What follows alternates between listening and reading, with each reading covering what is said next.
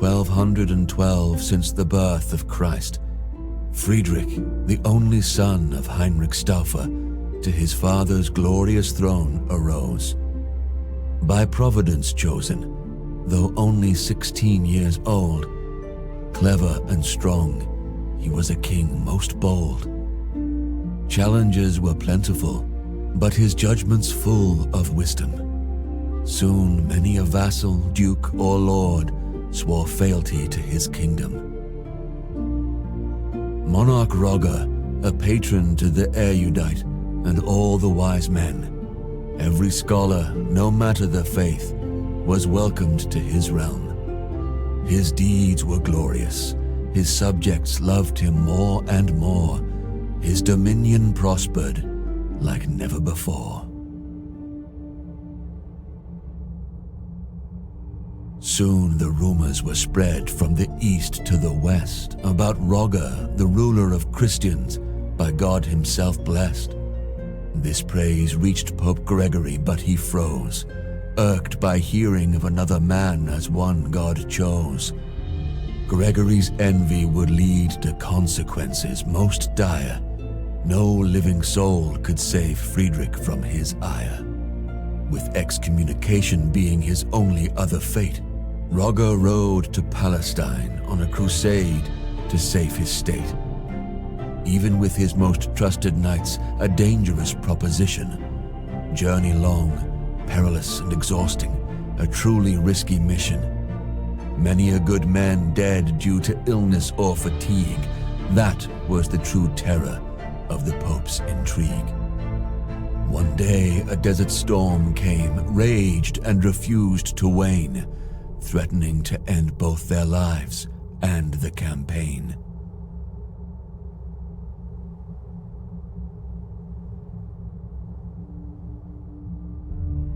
It seemed that for the Emperor's army all hope was lost.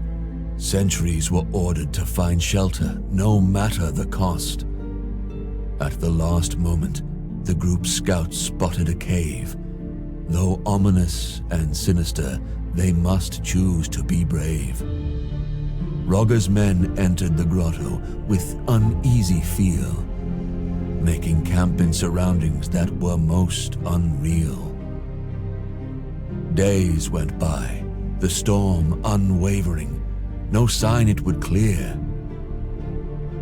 Friedrich and his chosen explored their shelter without fear.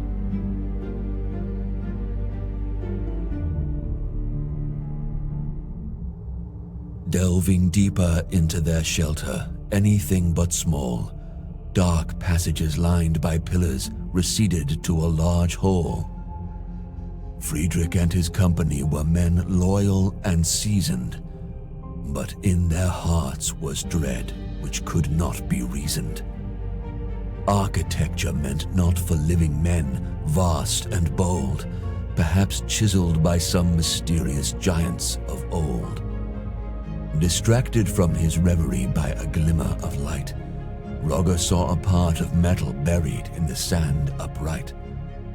A machine, a gate, centuries old, with it he must return.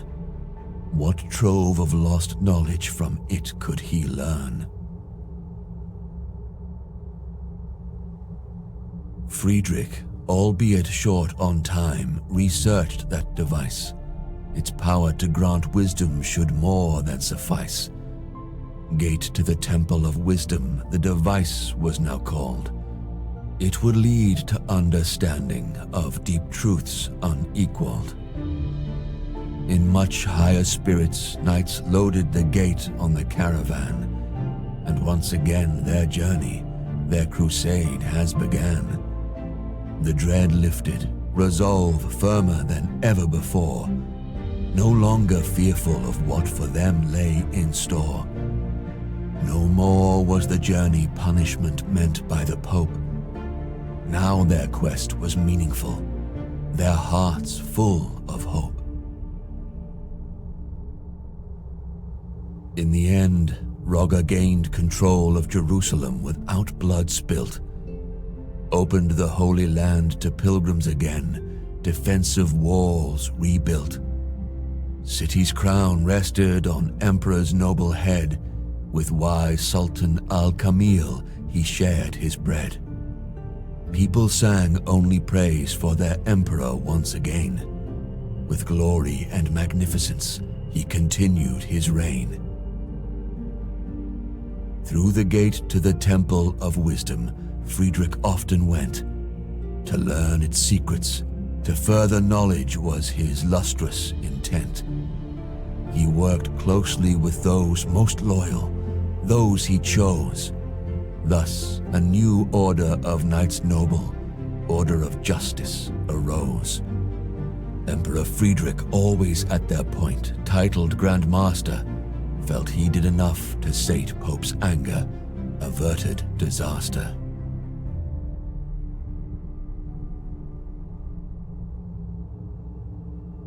But to Gregory's ears were whispered rumors terrible, stories about a deal with the devil and lies unbearable, about how Rogger's order was built to conceal a devil's gift, and since the Pope believed it, it caused an irreparable rift. Not long before the Emperor was excommunicated, by all the people of faith, he was to be isolated. Residents of Jerusalem who just a year ago called him their savior, now cast him out, the Pope to blame for this behavior. The Emperor by this iniquity was aback taken. All the Pope's intrigues left him quite shaken. When he finally retreated to Italy and his throne, he lived for his order of justice and his land alone.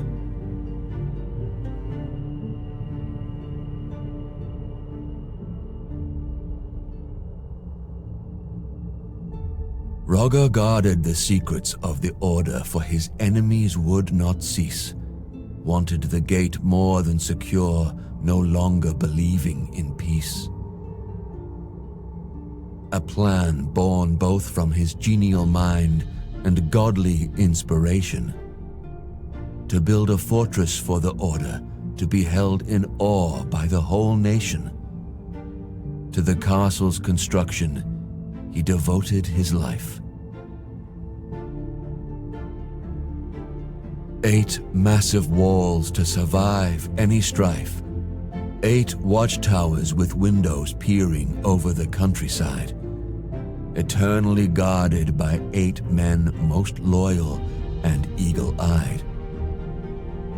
8 sides to the courtyard for the men to meet and rest. In the middle of it all, an 8-sided podium protected best. On this podium, the gate to the Temple of Wisdom was erected. By all the knights, not to be worshipped, but to be respected.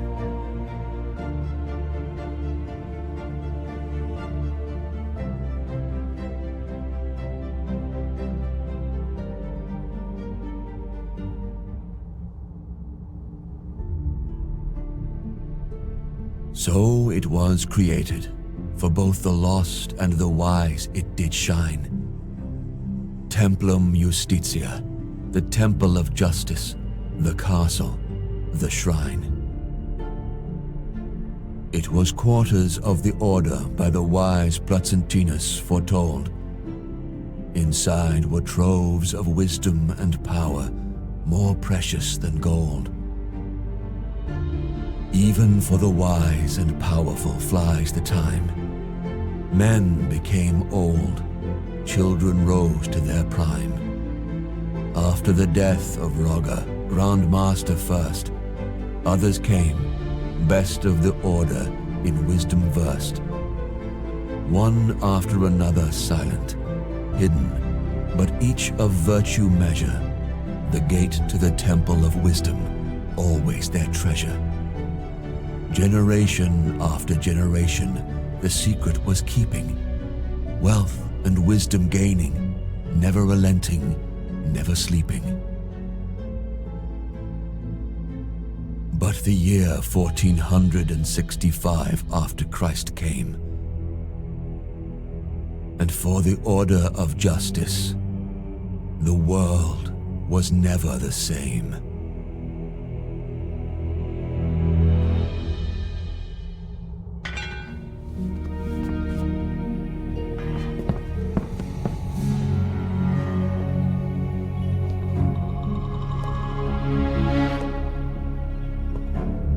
There he is! Look up! In the window, across the room! Get in!